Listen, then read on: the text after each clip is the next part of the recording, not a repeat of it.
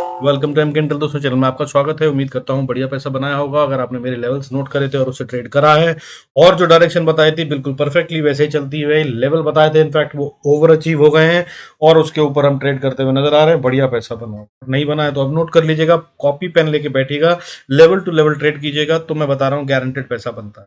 और वैसे बता दूं, मार्केट नीचे गैप छोड़ के आई है, वो गैप तो फिल जरूर करेगी। 17,100 के पास करीब वो गैप बनता है। वो जगह है जहां पर अगर मार्केट आए तो आप दोबारा बाइंग कर सकते हैं। वहां पर भी मगर 50% की बाइंग कीजिएगा अगर इन्वेस्टर है, क्योंकि अगर ये वहां से वापस बाउंस बैक नहीं करी तो ये नया लो बनाती हुई नजर आएगी, नया रिसेंट लो बनाएगी, जो वो वहां पर आपको अपने शेयर डबल करने नहीं तो ये 17,100 के पास से वापस बाउंस कर सकते हैं। आइए शुरू करते हैं आज का वीडियो और डेटा एनालिसिस और समझते हैं कि क्या करना है। Before we start I request to go to the disclaimer, जरा तो वीडियो को पॉज करके देखिए अभी क्या हुआ। फ्राइडे को जो है माल खरीदा गया है फॉरेन इंस्टीट्यूशनल इन्वेस्टर द्वारा, विदेशी निवेशकों द्वारा। जो बड़े वाले फंड हाउसेज होते हैं उन्होंने 475 करोड़ 475.81 करोड़ से ज्यादा का माल खरीद लिया है। और जब जब ये खरीदते हैं, मैंने हमेशा बता रखा है आपको कि डीआईएस इस मौके का फायदा उठाते हुए थोड़ा थोड़ा माल बेचते हैं, इस तरह से कि मार्केट गिरने ना पाए और बढ़ जाए। और इन्होंने बेचा 997.08 करोड़ का माल on Thursday, last trading session के दिन। अब अगर बात करें मंथ की, अप्रैल मंथ के अंदर फॉरेन इंस्टीट्यूशनल इन्वेस्टर फिर से एक बार, फरवरी, मार्च और अब अप्रैल, फिर से एक बार स्टार्टिंग ऑफ द मंथ में ग्रीन में है, पॉजिटिव में है। इन्होंने अभी तक अप्रैल मंथ में 1604 करोड़ से ज्यादा का माल खरीद लिया है। वहीं पे डोमेस्टिक इंस्टीट्यूशनल इन्वेस्टर अभी रेड में है, यानी कि माल बेच रहे हैं। अप्रैल मंथ में 2272 करोड़ 2272 करोड़ का माल बेच चुके हैं। हालांकि आपको एक बात बता दूं, पॉजिटिव साइन की बात, कि ये हर महीने स्टार्टिंग में खरीद रहे हैं और आखिरी में बेचते हैं, मिड मंथ से बेचना शुरू कर देते हैं। लेकिन मार्च मंथ में अगर टोटल कंसोलिडेटेड फिगर को देखा जाए तो मार्च मंथ की क्लोजिंग दोनों की पॉजिटिव में है। फॉरेन इंस्टीट्यूशनल इन्वेस्टर ने 1997 करोड़ से ज्यादा का माल मार्च में नेट नेट में बाय किया है। और अगर डोमेस्टिक इंस्टीट्यूशनल इन्वेस्टर, घरेलू निवेशकों की बात करूं, फंड हाउसेस की बड़े वाले, तो उन्होंने 30,548 करोड़ से ज्यादा का माल बाय किया है in the month of March. अब अगर बात करूं सालाना फिगर की, तो मैं जैसा बताता रहा हूं, अभी फिलहाल जो है इनफैक्ट 80,927 करोड़ से ज्यादा का माल जनवरी से लेकर अभी तक डोमेस्टिक इंस्टीट्यूशनल इन्वेस्टर खरीद चुके हैं। और फॉरेन इंस्टीट्यूशनल इन्वेस्टर अभी तक 48,953, दैट इज 48,953 करोड़ से ज्यादा का माल बेच चुके हैं। अब अगर बात करें सालाना फिगर्स की, तो अभी तक फॉरेन इंस्टीट्यूशनल इन्वेस्टर पिछले 2 साल में भयंकर रूप से बेच चुके हैं। वो एग्जिट कर रहे हैं, इसमें कोई शक नहीं है। और अभी तक 2021-22 के अंदर 3,71,159 करोड़ से ज्यादा का माल बेच चुके हैं। और इन्होंने ये पैसा 15 साल 14 साल लगाए थे इंडिया में लाने में, इसको ये पिछले 2 साल में निकाल चुके हैं, यानी कि ये तो एग्जिट कर रहे हैं, इसमें कोई शक नहीं। लेकिन वहीं पे अगर बात करूं को इसको संभालते हुए, तो डोमेस्टिक इंस्टीट्यूशनल इन्वेस्टर जो है, इन्होंने 3,71,000 करोड़ 273 3,71,273 करोड़ से ज्यादा का माल खरीद लिया है, जो कि फॉरेन इंस्टीट्यूशनल इन्वेस्टर ने जितना बेचा है उसके बराबर ही है, लगभग जरा सा ऊपर है।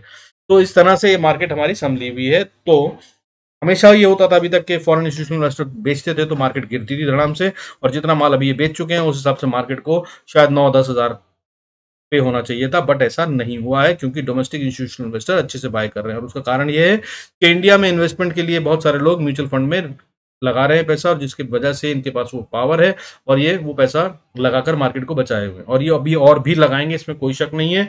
और ये अब कंट्रोल हमारा अपने हाथ में आ चुका है, कंट्रोल डोमेस्टिक इंस्टीट्यूशनल इन्वेस्टर के हाथ में है, जो कि बहुत अच्छी बात है, इसलिए बहुत खतरे की बात नहीं। लेकिन हाँ, एफआईआईस भी मोटा पैसा रखते हैं और ये जब भी चाहे मार्केट के अंदर बेचकर बहुत अच्छे से मार्केट को रोकना और गिराना जानते हैं, जो ये कर भी रहे हैं बार बार। लेकिन इस तरह से ये बात क्लीन है कि अगर आप इन्वेस्टर हैं तो टाइम बाइंग का है, लंबे समय की अवधि के लिए आप अच्छे से बाय कर सकते हैं। This will be a good time, good opportunity, जो मैं आपको हर बार, हर हफ्ते, हर वीकली वीडियो में बता रहा हूं कि this is a good buying opportunity. लेकिन बाय बहुत धीरे धीरे करना है, लालच न करते हुए। अभी खरीदिए, थोड़ा वापस आएगी मार्केट। अभी मैं बता रहा हूँ 17,100 के आसपास वहां पर ये गैप छोड़ के गई है, वो तो आएगा ही आएगा, तब और खरीदिए। और वहां पर अगर आपको फिर से मार्केट, अगर वहां पर इतना पैसा रखिए कि डबल कर सकें, वहां पे मार्केट फिर से अगर बाउंस करके ऊपर जाती है तो ठीक, नहीं जाती है और नीचे जाती है, तब ये नया लो बनाएगी। तब ये 16,000 के लेवल्स को भी टेस्ट कर सकती है। वो क्या लेवल्स उनकी बात करेंगे, वहां पर आपको अपना माल डबल करना हो, इस स्ट्रैटेजी के साथ आपको ट्रेड करना है। अब अगर बात करें, देखिए मंडे या अगले हफ्ते के लिए क्या करना है। देखिए वॉलेटिलिटी इंडेक्स जो है 11.80 पे बंद हुआ है, 4.92% गिरा है, लगातार पूरे हफ्ते गिरा है और ये इसका लोएस्ट लेवल है। इससे पहले अगर इतनी लो क्लोजिंग की बात करूं तो जो मैंने डेटा चेक करा है उसके हिसाब से ये जून जुलाई 2021 में यानी कि लगभग 2 साल पहले ये यहाँ पर क्लोज हुआ था एक बार और वो भी बहुत थोड़े समय के लिए, एक ही दिन, उसके 1-2 दिन बाद वहां पर कंसोलिडेट कर कर ये ऊपर चला गया था, इससे ज्यादा नीचे नहीं जाता है। हालांकि फ्लिक मारते हुए 9 तक भी जा सकता है, इसमें कोई शक नहीं, लेकिन ये क्लोजिंग बेसिस पे लोएस्ट नंबर है, बहुत समय से ये नंबर नहीं देखा है। और अब ये बढ़ता हुआ नजर आ सकता है, जिसका मतलब ये है कि मार्केट में वॉलेटिलिटी बढ़ेगी और मार्केट में उछल कूद बढ़ेगी। तो सावधान रहिएगा और ऑप्शंस में अच्छा पैसा बनाने का मौका हो सकता है, क्योंकि वॉलेटिलिटी इंडेक्स इतना नीचे है, इसकी वजह से ऑप्शंस में प्रीमियम बहुत कम है। अब ऑप्शंस में प्रीमियम इन्फ्यूज होते हुए नजर आएंगे, तो अगर आप बाय करते हैं तो छोटा स्टॉप लॉस लेकर बड़े टारगेट का टाइम आ सकता है, लेकिन ये अभी शुरू नहीं हो रहा है, इसके बारे में बता दूं। जब तक ये वॉलेटिलिटी इंडेक्स 12-14 के ऊपर नहीं जाता तब तक ये नहीं होगा, तो नजर बनाए रखिएगा। अभी अगर आप लॉन्ग डिस्टेंस कॉल्स को या पुट्स को खरीदेंगे तो उनमें ये फायदा हो सकता है, उसके अकॉर्डिंगली प्लान कीजिएगा। बाकी गेम मैं बता रहा हूँ उसको देख लेते हैं।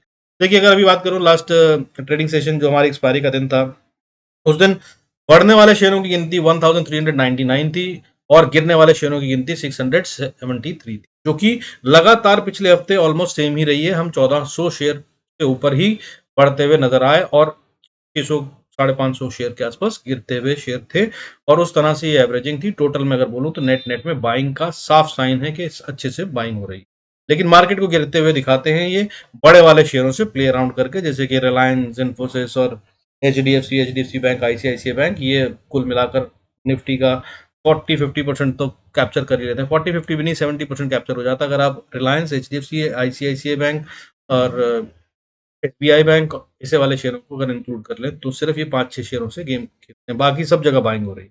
अब अगर बात करूं आपके वीकली बेसिस पे टॉप गेनर्स कौन से थे, सेक्टर्स की बात करें तो देखिए, फ्राइडे को या थर्सडे को जो लास्ट ट्रेडिंग सेशन था, सिर्फ एफएमसीजी एक सेक्टर था जो गिरता हुआ नजर आया, जिसके गिरने के कोई कारण नहीं होते, आधा परसेंट से थोड़ा सा ज्यादा गिरा।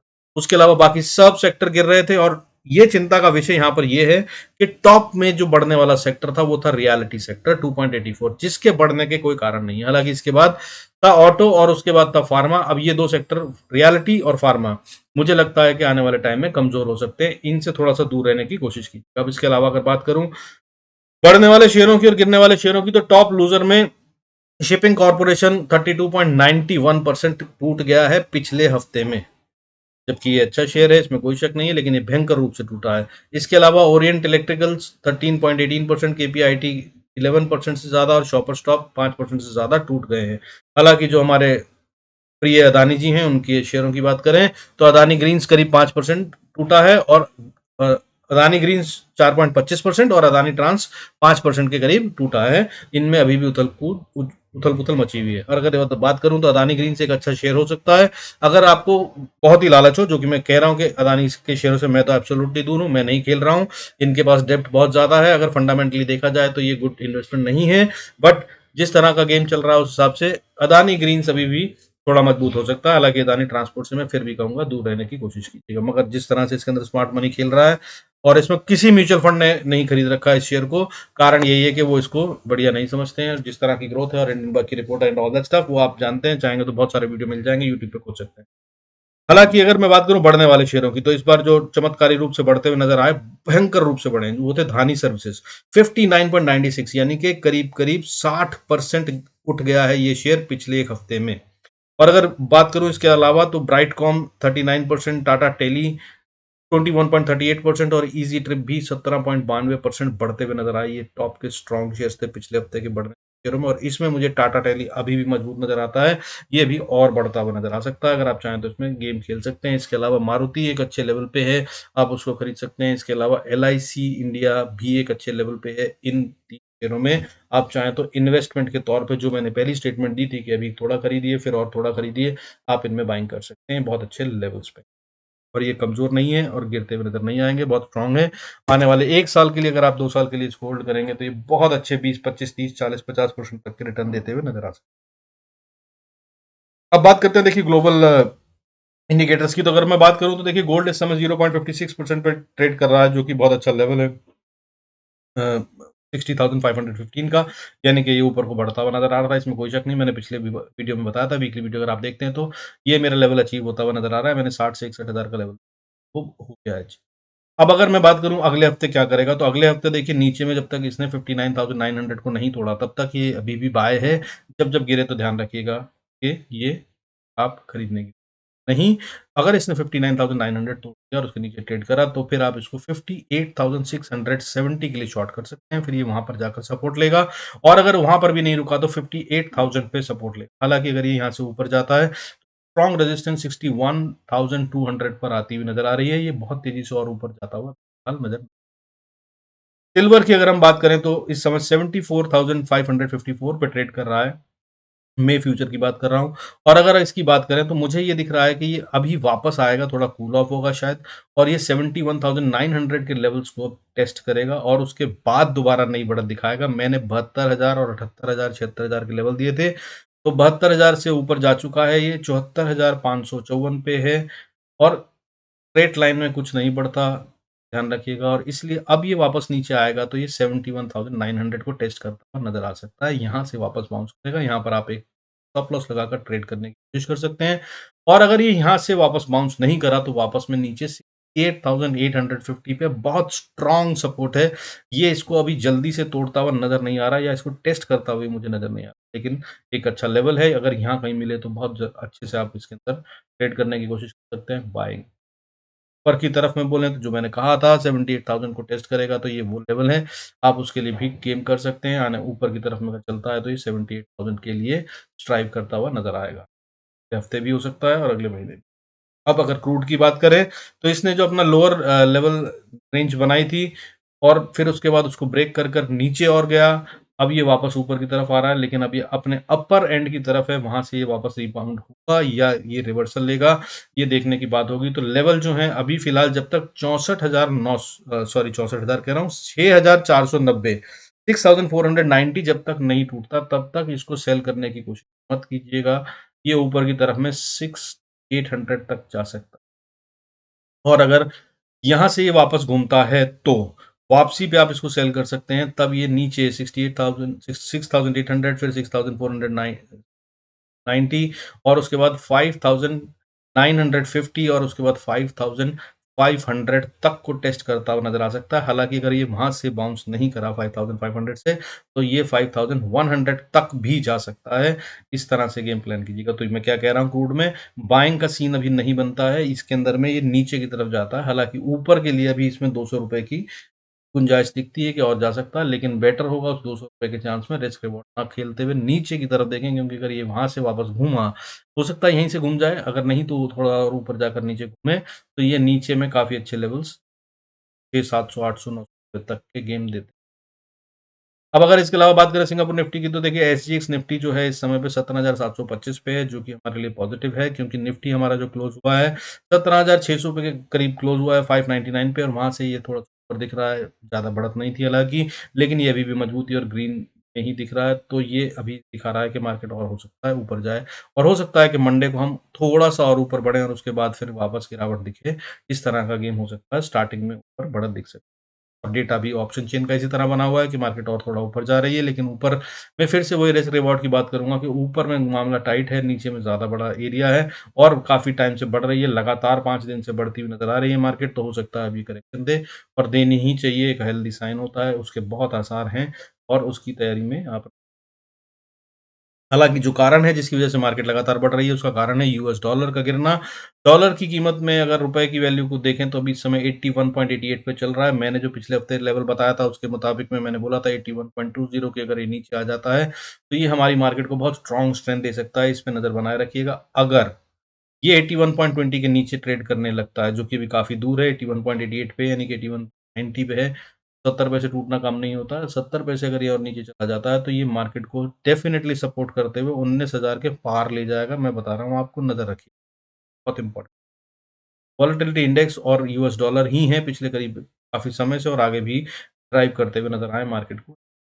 लेकिन क्रिटिकल लेवल्स क्या हैं? अभी 81.88 पे ट्रेड कर रहा है, 0.11% पैसे की गिरावट के साथ इसने थर्सडे को लास्ट ट्रेडिंग सेशन दी है। इनफैक्ट फ्राइडे को ही ये तो खुला था शाम को 5 बजे के बाद मार्केट खुली थी। तो अब अगर बात करें इनके क्रिटिकल लेवल 81.20 के नीचे चला गया तो ये मार्केट को कहाँ ले जाएगा, मैंने बता दिया आपको, 20,000 की तरफ बढ़ता है और अगर उसके भी नीचे गया तो 20,000 भी आने से नहीं रुका, वो होगा 80.60 का लेवल, अगली सपोर्ट वहाँ पर है। हालाँकि क्रिटिकल लेवल जो है अगर ये ऊपर जाने लगता है तो वो 82.30 है। इसको अब 82.30 के ऊपर नहीं जाना चाहिए। अगर ये इसके ऊपर गया तो ये बहुत तेज़ी से नुकसान देगा मार्केट को और मार्केट को गिरावट दे सकता है।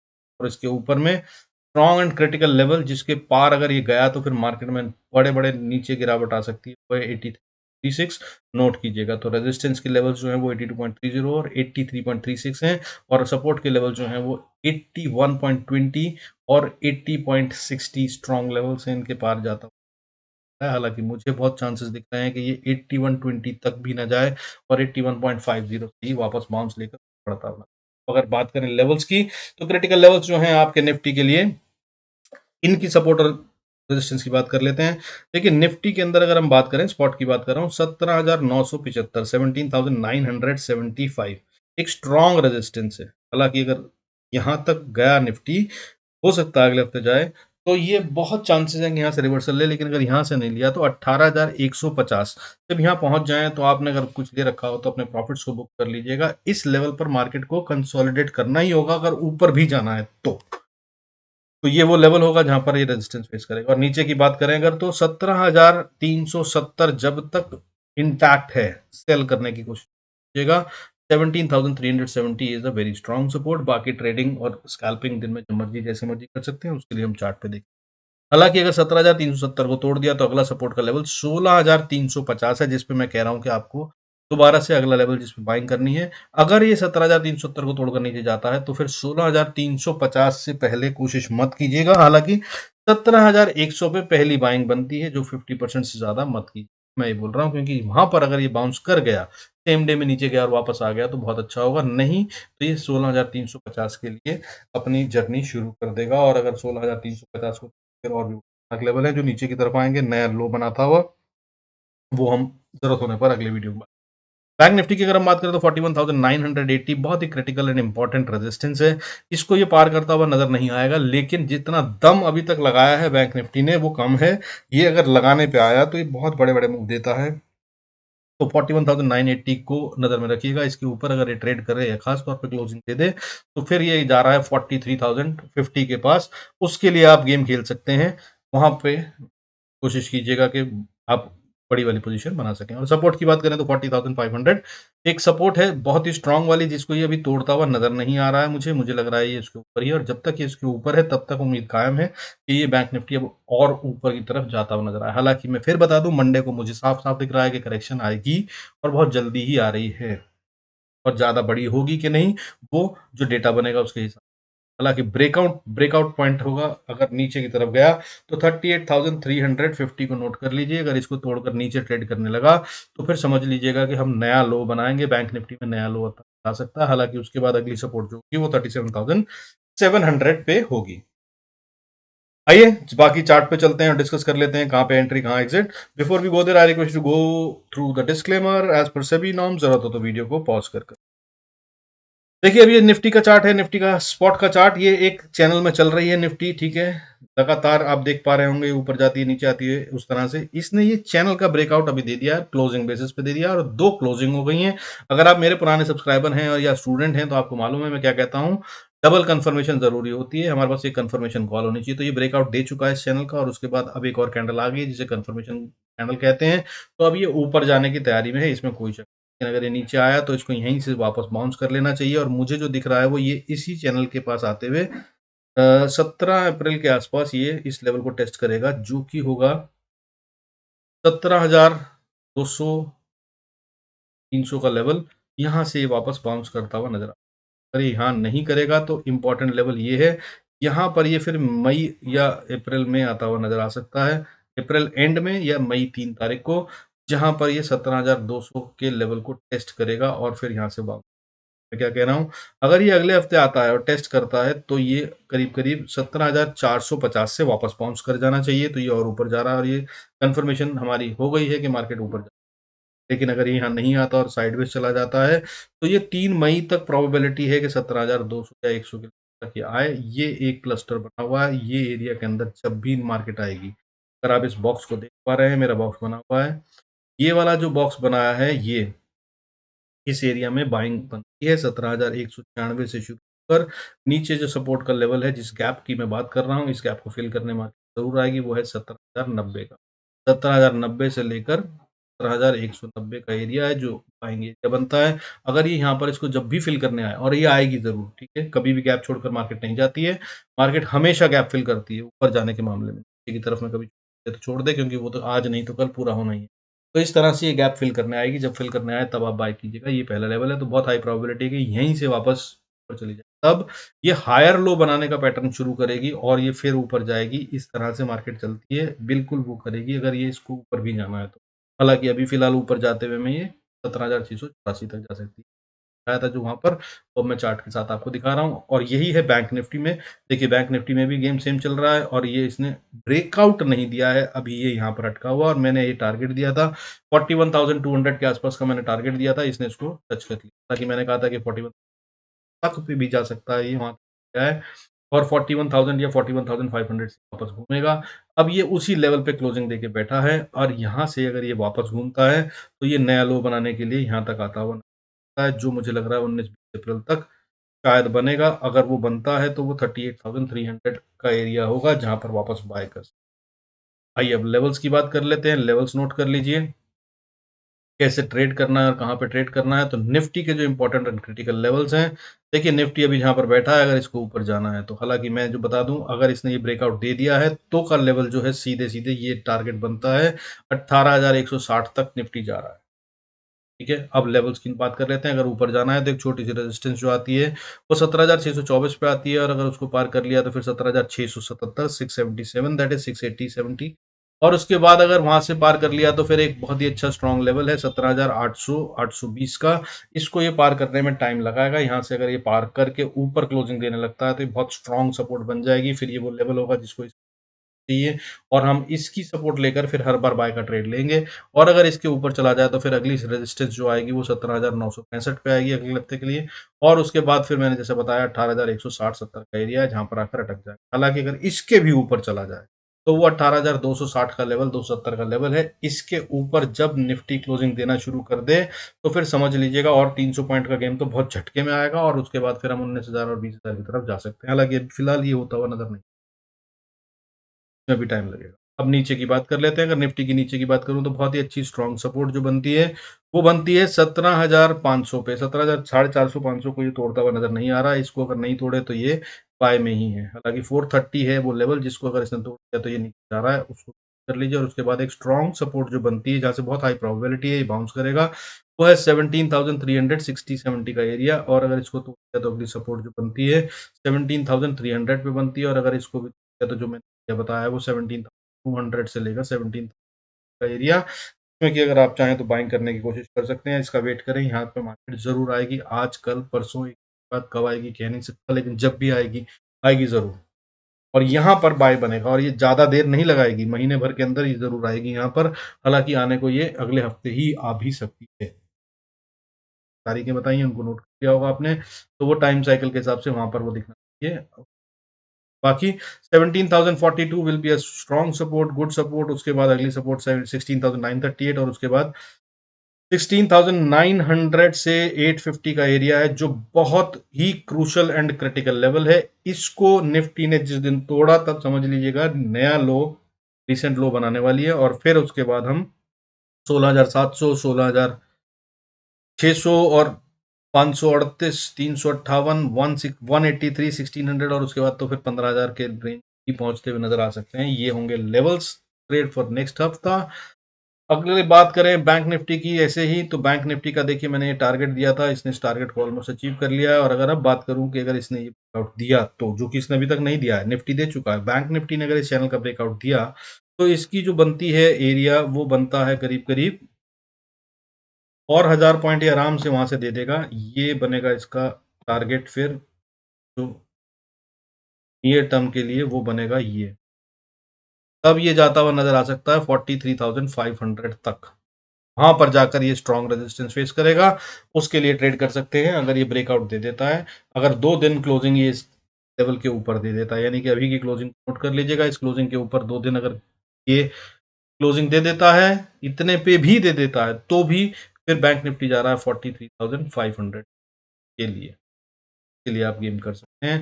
हालांकि लेवल टू लेवल की अगर हम बात करें तो अभी फिलहाल जहां बंद हुआ है वहां से उसको सबसे पहली रेजिस्टेंस जो फेस करनी होगी 41,163, अगली रेजिस्टेंस 41,584, 41,986, इसको पार कर लिया तो फिर ये 42,350 और उसके बाद 42,800 और उसके बाद 43,040 तक जाता हुआ नजर आ सकता है और ये सब अगले हफ्ते आ सकता है। और अगर इसको इसी तरह से अगर इसने फ्लिकर भी मारा तो ये रेजिस्टेंस फेस करेगा 40,380 आसपास, वहां से ऊपर ये अभी फिलहाल जाता हुआ नजर आ रहा। बहुत पैसा लगेगा, कोई लगाएगा कि नहीं लगाएगा वो देखना होगा।